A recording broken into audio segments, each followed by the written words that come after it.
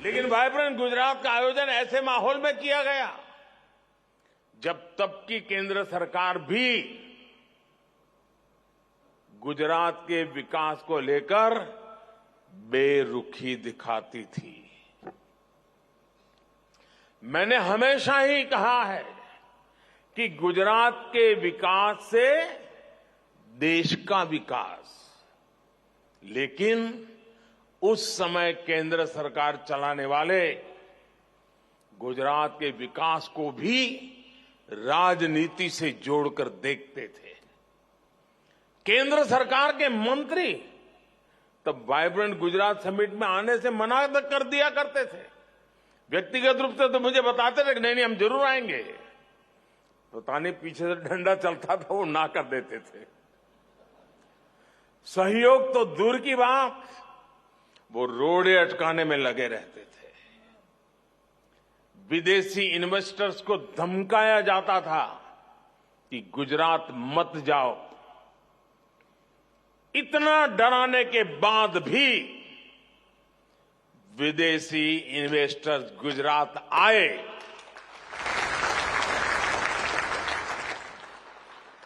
जबकि यहां गुजरात में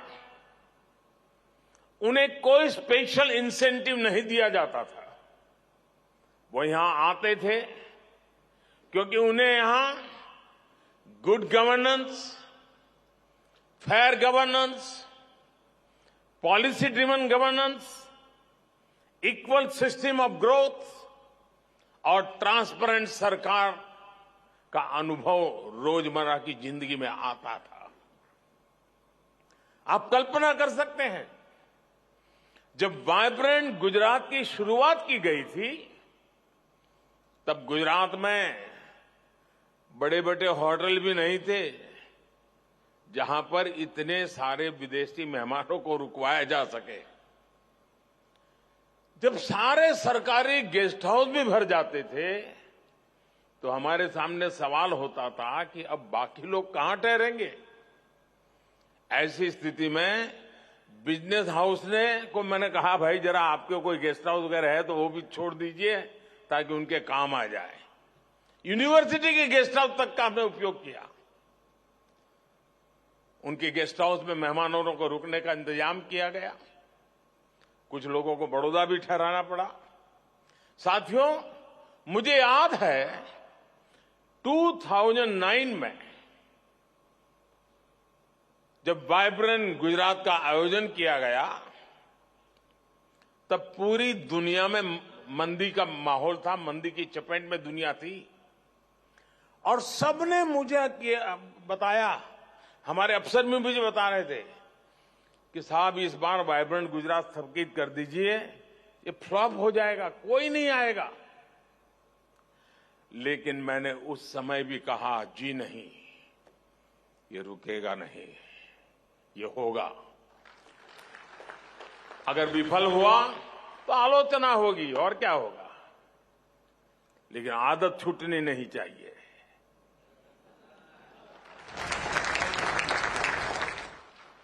और तब भी वाइब्रेंट गुजरात समिट ने पूरा विश्व मंदी के दौर में था, लेकिन 2009 के वाइब्रेंट समिट में सफलता का एक और नया अध्याय जुड़ गया।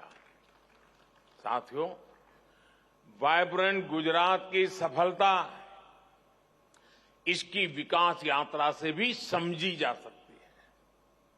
2003 में इस समिट से कुछ 100 पार्टिसिपेंट्स और डेलीगेट जुड़े थे। बहुत छोटा सा कार्यक्रम था।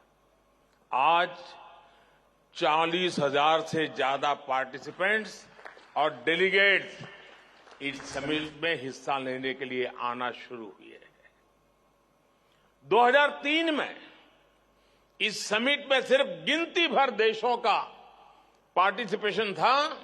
आज 135 देश इसमें पार्टिसिपेट करते हैं। 2003 में इस समिट की शुरुआत में 30 के आसपास एग्जीबिटर्स आए थे। अब 2000 से अधिक एग्जीबिटर्स इस समिट में आते हैं। साथियों, वाइब्रेंट गुजरात की सफलता के पीछे कई स्पेसिफिक रीजंस हैं। इसकी सफलता में आइडिया, इमेजिनेशन और इम्प्लीमेंटेशन जैसे कोर एलिमेंट्स शामिल है। अगर मैं आइडिया की बात करूं तो वाइब्रेंट गुजरात एक ऐसा यूनिक कंसेप्ट था जिसके बारे में भारत में कम ही लोगों ने सुना था, लेकिन समय के साथ मिली सफलता से लोगों को इसका महत्व समझ आया। कुछ समय बाद दूसरे राज्यों ने भी अपनी तरह के बिजनेस एंड इन्वेस्टर समिट का आयोजन शुरू कर दिया। एक और अहम फैक्टर है इमेजिनेशन। हमने अलग तरह से सोचने का साहस दिखाया। हम उन दिनों प्रदेश के स्तर पर ही कुछ बहुत बड़ा सोच रहे थे, कुछ ऐसा जो देश के स्तर पर भी न हो पाया हो। हमने एक देश को अपना पार्टनर कंट्री बनाने का साहस दिखाया और डेवलप कंट्री को एक छोटा राज्य दुनिया के एक डेवलप कंट्री को पार्टनर कंट्री बना दे, ये सोच भी आज थोड़ा लगता है, उस समय जरा कल्पना कीजिए क्या हुआ होगा, लेकिन कर लिया। देश के किसी अकेले राज्य के लिए एक बहुत बड़ी बात थी। साथियों, आइडिया और इमेजिनेशन कितने भी अच्छे हो, लेकिन इनके लिए पूरे सिस्टम को मोबिलाइज करना और रिजल्ट्स डिलीवर करना बहुत महत्वपूर्ण है। एक ऐसा काम है जिसके लिए बड़ी प्लानिंग, कैपेसिटी बिल्डिंग में निवेश, हर डिटेल पर नजर और अथक परिश्रम की जरूरत होती है ताकि इस स्केल का आयोजन हो सके। मैंने पहले भी कहा है, सेम ऑफिसर्स, सेम रिसोर्सेज और सेम रेगुलेशंस के साथ हमने कुछ ऐसा किया जिसके बारे में कभी किसी ने सोचा नहीं था। साथियों, वाइब्रेंट गुजरात समिट की एक और पहचान नोट करने वाली है।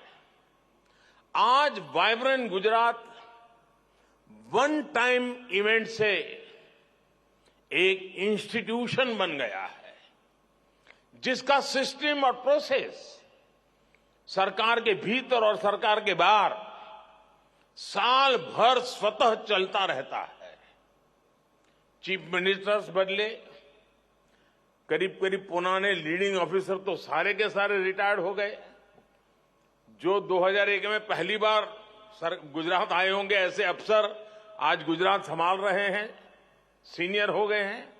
समय बदला, लेकिन एक चीज नहीं बदली। हर बार वाइब्रेंट गुजरात सफलता की नई ऊंचाई तक पहुंचता रहा।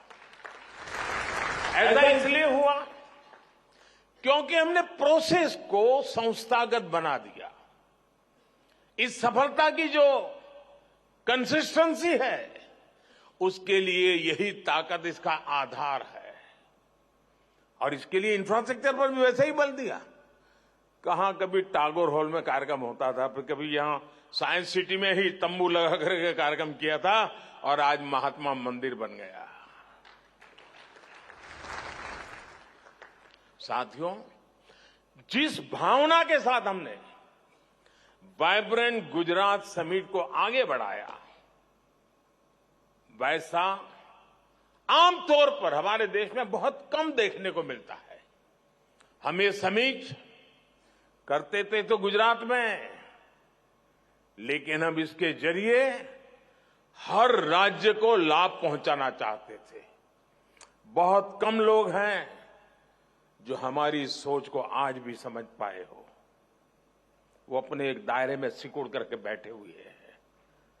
एक गुजरात का मुख्यमंत्री उस समय देश के मुख्यमंत्रियों को आग्रह करता था कि समिट हो रही है, आप भी अपना झंडा गाड़िए, आप भी अपना स्टॉल लगाइए, आप भी सेमिनार कीजिए। वाइब्रेंट गुजरात समिट में दूसरे राज्यों को भी शामिल होने के लिए अवसर दिया जाता था। हमने राज्यों को इनवाइट किया था, आप भी आइए, अपनी शक्ति इसमें लगाइए, फायदा उठाइए। हमने स्टेट सेमिनार का आयोजन किया जिसमें कई राज्य आते थे और वाइब्रेंट समिट के दरमियान कहीं पर उड़ीसा का समिट चल रहा है, कहीं तेलुगु समिट चल रहा है, कहीं पर हरियाणा जम्मू कश्मीर का समिट चल रहा है। इसके अलावा गुजरात में आयुर्वेद का एक पूरे देश का समिट, प्रोग्रेसिव फार्मर्स का एक बहुत बड़ा summit, all India lawyers summit, ऐसे भांति भांति के वर्टिकल्स, इसका भी ताना बाना हम लगातार बनाते जाते थे। हम गुजरात का विकास भी नेशनल विजन के तहत कर रहे थे।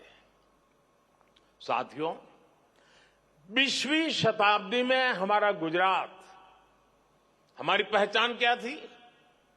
हम एक ट्रेडर स्टेट के रूप में जाने जाते थे। एक जगह से लेते थे, दूसरी जगह पे देते थे, बीच में जो भी दलाली मिले उससे गुजारा करते थे। ये हमारी छवि थी। लेकिन 20वीं सदी की उस छवि को छोड़ करके 21वीं सदी में गुजरात ट्रेड के साथ एक एग्रीकल्चर पावर हाउस बना, एक फाइनेंशियल हब बना और एक इंडस्ट्रियल और मैन्युफैक्चरिंग इकोसिस्टम के रूप में उसकी एक नई पहचान बन गई।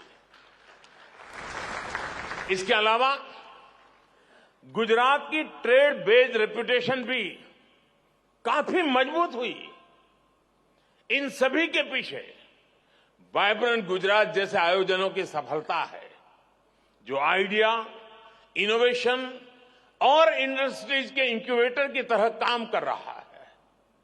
हमारे पास पिछले 20 वर्षों के हजारों सक्सेस स्टोरीज और केस स्टडीज है। इफेक्टिव पॉलिसी मेकिंग और एफिशिएंट प्रोजेक्ट इंप्लीमेंटेशन से यह संभव हो सकता है। टेक्सटाइल और एपरल इंडस्ट्रीज के इन्वेस्टमेंट और एम्प्लॉयमेंट अभूतपूर्व बढ़ोतरी हुई है, जिसके कारण हमारा एक्सपोर्ट भी रिकॉर्ड बन रहा है। बीते 2 दशकों में हम अलग अलग सेक्टर्स में नए मुकाम तक पहुंचे हैं। ऑटोमोबाइल सेक्टर में 2001 की तुलना में हमारा निवेश करीब 9 गुना बढ़ा है। हमारे मैन्युफैक्चरिंग आउटपुट में 12 गुना बढ़ोतरी हुई है। केमिकल सेक्टर में गुजरात देश और दुनिया की तमाम कंपनियों की पसंद बन गया है। आज भारत की डाइस एंड इंटरमीडिएट मैन्युफैक्चरिंग में गुजरात का योगदान करीब 75% है। एग्रो और फूड प्रोसेसिंग इंडस्ट्री निवेश में गुजरात का हिस्सा देश में सबसे अधिक है। आज गुजरात में 30,000 से अधिक फूड प्रोसेसिंग यूनिट्स काम कर रहे हैं। फार्मा सेक्टर में गुजरात एक innovation driven, knowledge focus pharma industry के रूप में उभर रहा है। मेडिकल डिवाइसेज मैन्युफैक्चरिंग में 50% से ज्यादा और कार्डियक स्टेंट्स मैन्युफैक्चरिंग में करीब 80% हिस्सा गुजरात का ही है। जेम एंड ज्वेलरी इंडस्ट्री में तो गुजरात की सफलता अद्भुत है।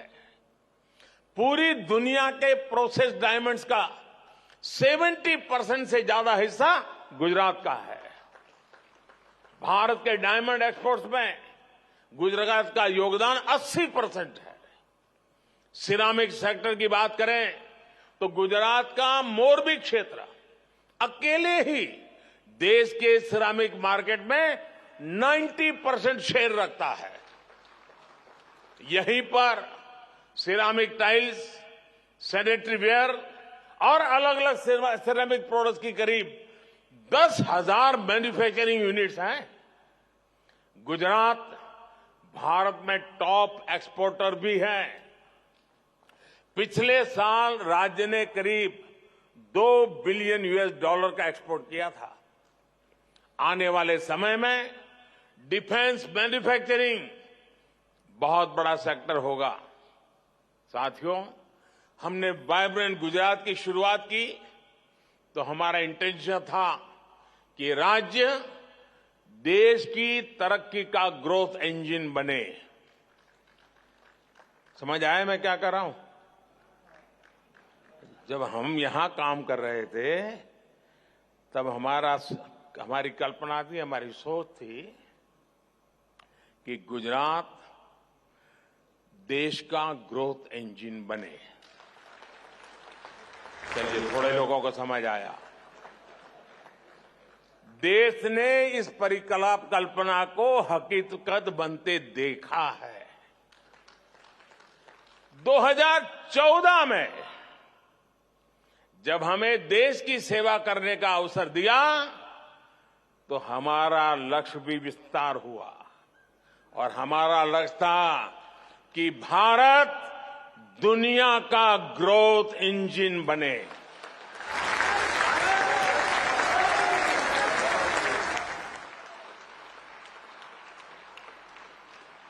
आज अंतर्राष्ट्रीय एजेंसियां, एक्सपर्ट्स इसी सूर में बात कर रहे हैं। आज भारत दुनिया की सबसे तेजी से बढ़ रही अर्थव्यवस्था है।